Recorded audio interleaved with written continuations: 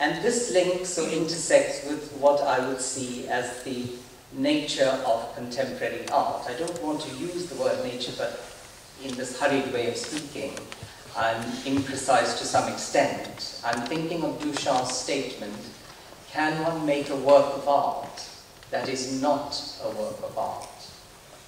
How would one make a work of art that is not a work of art? This statement, which was rather ignored for the longer part of the 20th century, I think becomes an important concept to focus on as we move to understand the distinction between modernist art and contemporary art. And contemporary in the spirit of taking on board the experience of the ecumenic empires of contemporary dirty cosmopolitanism, that we are with contemporary art faced with an event, faced with an experience on the spot. No amount of learning, no amount of historical and cultural baggage can help us. We do not know whether we're looking at a shed or a fire extinguisher that was put in front of us by mistake, or we are looking at a work of art.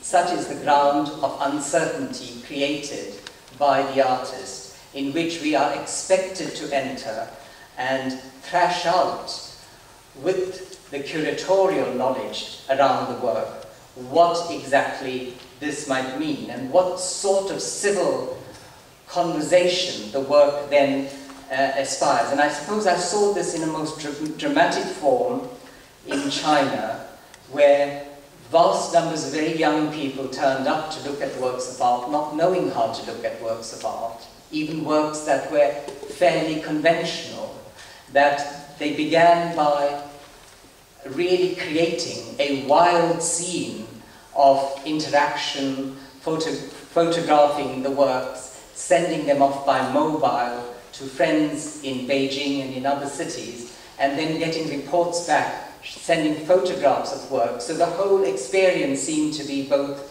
intra-museum and extra-museum, in a way that we would not have imagined in a more classical and connoisseurial experience of viewing and thinking about art. Can it then be that contemporary art and contemporary curating suggests to us the idea of a joint build-up of knowledge or expertise without experts? So for me, this is the interesting element, that there is the potential for a highly democratizing civil interaction to take place, in which nobody can take the role of the expert. It is denied from the beginning, and that this expertise, as it were, has to emerge in the conversation, in the debate, in the discussion, and remains an inconclusive and incomplete, to use Duchamp's phrase, definitively incomplete experience. The model for this, therefore, for me, and I've mentioned it in public lectures before, so forgive me if you've heard this before, the model for me for contemporary practice and curating then is the role given to science in the 18th century in England, when the public role is created of the scientist having to explain what his or her work meant to the public. And this position that was created by the monarch was called the curator of experiments.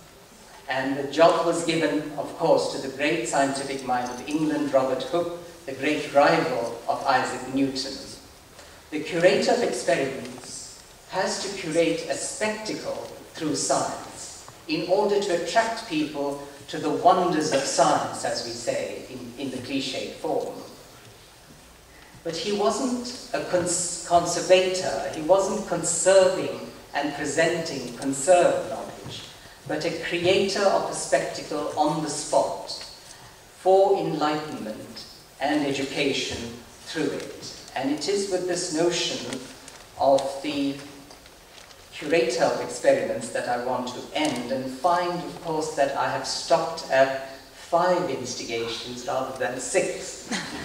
And that might be that I couldn't count properly last night. Or it might be that the 6th one has to do with the poem that I embarrassingly printed out in total form. You must forgive me for being so school teacherish, but I thought it might be something good to read together, but we will skip the poetry and think about it, since it is in the service of the mind. Thank you.